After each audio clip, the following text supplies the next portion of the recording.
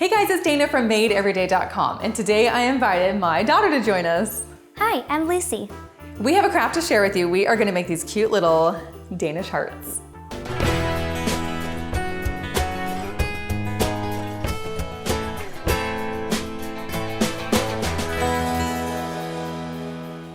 This craft is really fun to do, and they're called Danish hearts because they originated in Denmark. Traditionally, they're made with red and white paper like this. And what's cool about the way that it's woven is that it creates kind of this little basket effect. So you can put some treats inside, give it to a friend, something like that. But what do we like to do with them at our house? We like to put them on the Christmas tree. Yeah, it looks really cute. And there's so many bright, fun colors. It looks cute almost any time of year.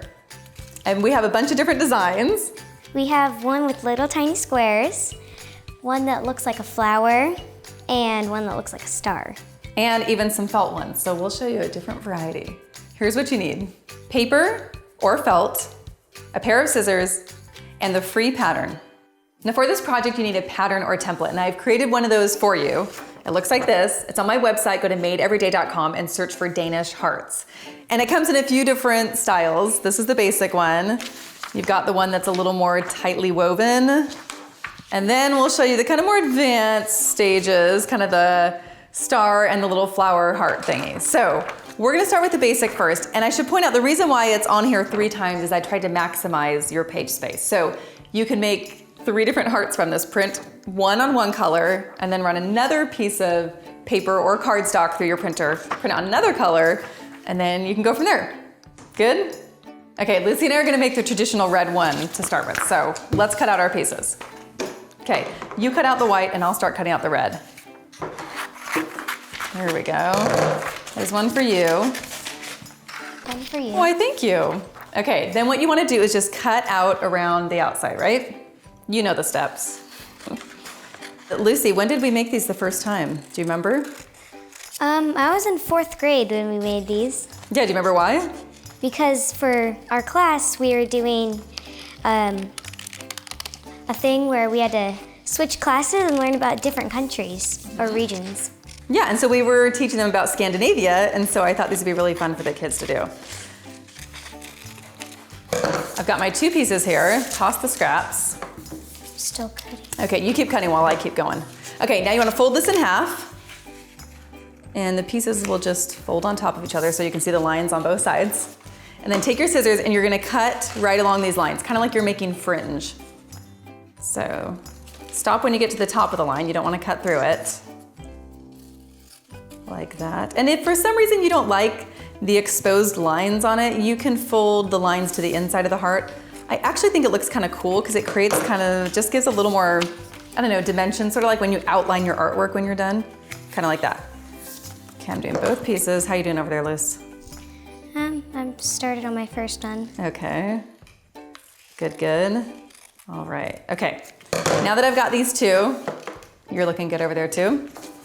What I wanna do is I'm gonna unfold these and kind of bend it back a little bit because I don't want it to be too creased. That makes it a little harder to weave together. So, because you want it to be able to things are gonna be going in and out of these little pieces. So, okay, I think I'm ready for my weaving. I'm almost ready. You're almost ready? Okay, good. Okay, now the method that you use for weaving might be different for each person. So you'll have to find your own groove and see which way works. Is it better to go the white through the red? Or do you like going the red through the white? Do you like holding it this way, that way? Doesn't matter. The point is we're gonna weave these things in and out of each other. So I'm starting with my first white and my first red. Lucy might have her own method for this. And I'm gonna take this one and go right through this little loop of the red one, okay? And then from there, I'm gonna take the second one of the red and go through the loop of the white. Then I'm just gonna keep going. I'll take this white one and go through that red one. And then this red one's gonna go into the white one. Okay, so there we go. We have our first one done. And then you can kind of shimmy it down. As you can see, it's gonna eventually make its way down there. Okay, then I'm gonna start on the second one, the second white one, I guess. Now I'm gonna do the opposite. I'm gonna go over and then through. I know that first one made it look easy. As you start getting through more, it gets a little more complicated, but it's fun. Okay, then how are you doing? Oh man, you've already got your first one done. Then this way, And then when I get to this one, I'm gonna go through there. You get the idea. And I know it seems weird that this is just kind of, this last one is just sort of sitting in there, but once you get all of them done, it will hold everything together. Okay, shimmy that down. I'll go to the next one. Oops, I gotta go through here. And you know what, if you mess up, if you get through and you're like, wait a minute, just take that part off and redo it. No big deal. When we did this at Lucy's class, some of the fourth graders had a hard time with it, would you agree? Mm-hmm. Yeah, so something that we found that was easier for those that were having a hard time with the double weaving sort of, is that I just cut the thing off and the kids just kind of weaved it, that's the word. And that was a little easier for some of them. So you can make it work both ways. Did you? Oh, that one, take that one off and redo that part right there. See, you have two that are going that way. So go back to that part. Okay, I'm almost done here. Just have my last one. We're gonna go in. Oops, no, we're gonna go over. Around, I guess. And in. That one came out. Maybe it'll work better to go this direction. And through here. This is kind of a fun thing to do at night, watching your favorite show. Or you know what would be fun is to have some Christmas music. Yeah. And to make some of these, maybe some hot chocolate. Lucy's big into hot chocolate. Mm-hmm. With what? Toast and marshmallows. Sounds perfect. Okay, there you go. Look at that. You're getting there, you're doing it. Okay, then you kind of want to shimmy these sort of to the edges. You can use your hands to do that. And the big aha moment is that, look, if you did it correctly, it makes a little basket, just like that. Okay, now, while you're finishing yours up, I'm gonna show them one more thing. Take a little string. I like using this baker's twine. And I'm just gonna place a little piece of tape on here. You can cut this whatever length you want. I do about, I don't know, 8 inches, 6 inches. Place another little piece of tape.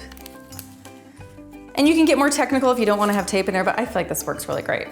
And you're totally set. You could hang this on a tree, you could put a treat in it, whatever. How's it going over there, Lucy? You're doing good. Keep working on it. Okay, now we're gonna show you a few other options.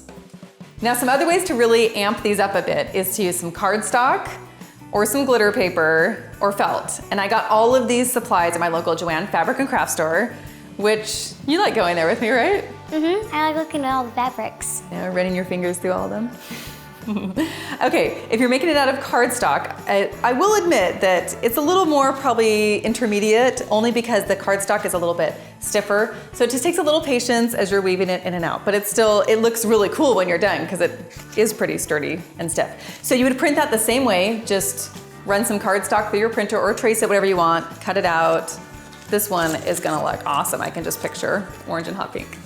And if you're using this glitter paper, then you can just turn it over, trace on this side, cut it out same way. Now, if you're doing felt, let's move this aside and we'll show you how to do that. I like this little version right here, this kind of mustard mint thing. And Lucy, why don't you work on a turquoise and orangey one, okay? So fold yours in half the same way. Hers is already cut. I'm gonna show you how I cut this. And you start working on that. Okay, I'm just gonna take my sewing scissors here. Now I know I'm always telling you to not cut paper with sewing scissors, but in this instance, you might have to. Okay, for the first part, I'm just going to cut, just holding my hand on top of it and cutting around. You could trace it, but the reason I don't like tracing is that you might end up with tiny little remnants of, you know, pen, even those fabric pens, just, I don't know, this just gives you a cleaner look. How's it going over there? Do you think the felt is easier to do? It's a little floppier, so it's easier to maneuver. Okay, there's your first one. And then just fold this in half with the paper around it. And I'm just going to cut the paper and the fabric at the same time. That makes it really easy. Okay, yeah, that looks cute together. Now let's do this one. I cut out 2 different templates here so that I had enough. Ooh, you know what would be cute? What if we made a bunch of these and like strung them on a little garland? That would be cool. Yeah, you could hang it like above your bed or with some little lights or something. See, any time of year you can use these. Okay, cut this one out. Okay, how's your weaving going over there? Paper actually might be easier. You think so? But it is fully Okay. floppy. Just like that. So yeah, it can be a little bit floppy, but it's the same concept. You just go in and out. It's only, I guess, more difficult in the sense that this isn't creased quite as much, but you can just, work through it. Whoops. Did I do that right? Oh, I need to go this way. This one needs to go through. So, in and out, you get the idea. And when you're done, dun dun dun dun, cute little heart. Okay, good job, Lucy. You're almost done. Okay, let's move on to a more advanced situation. Okay, now we're gonna show you how to do these kind of fancier, cool designs that look like hearts, stars, clovers. Clovers? Looks like St. Patrick's Day. You're right. There is a heart for every season, Lucy. Okay, so grab your other template. This is for the heart cloverish one, and this is for the stars. And we've already printed ours onto other colored paper. I'm doing this salmon and white, and you're doing purple and yellow. Okay, now take your piece, same way, fold it in half. And I say that this is a little more advanced, only because weaving the little shapes tends to be a little more tricky, but stick with it. Cut it, just like we did the other one, around these scallops. And I find that because I'm right-handed, it's easier for me to cut one side like this, around like that, and then to flip it over and cut the other side, just because it's a little tricky around these little scallops. Okay, then cut out the middle. Whoa, you're already done cutting. Good job. Okay, then we're just gonna weave it just like we did the other ones. So, I'm gonna bend this back a little so I have a little bit more, so it's less folded on me. Okay, I'm starting with these two pieces, and as you can see now that I've cut it, these little pieces are gonna kind of be tricky for me, but go in through there, and then in there. There we go. And then the next one, which is inside. It's hard to remember sometimes. Whoa, you are way faster than me. Yours must be intermediate. I got the advanced one. Maybe? I bet you could do this one too. Okay, there you go. I got my first row, and at first it kind of just looks like gobbly goop, like it doesn't quite look like a design, so just keep going with it. And the best way that I have found is to shift that one all the way up to the top of the heart, before you move to the next one. Okay, now I'm gonna grab my next row here, and I'm gonna go this way first. Okay, and then I'm going to go in here. There we go. And you can see already that how this is gonna work, that these little things are what create the hearts like that. And if you start making this and you're just feeling a little frustrated, don't worry. This was my first attempt here. So it's just paper, you can toss it out and start another one, or it's just fabric. You never need to be afraid of that, right? Okay, so keep going with that, and when you're done, you have this little guy, and when you're done, we'll see what yours looks like. Hopefully this. I'm sure it will. Okay, and then we'll put some strings on it and we'll hang them all on our tree. What do you say? Yeah. Okay, sounds good. Hey Mom, look, I finished. Oh my goodness, that looks really cute. You did a good job. Awesome. Okay, well, now comes the really fun part. We get to fill these with little treats. So, I'll make a little treat bag for my friend Lucy over here. And I'll make one for you.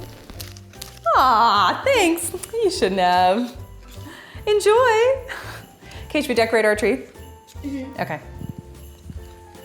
This would also be really fun to make like an advent calendar or something like that, where you could take a treat out every day. So many options.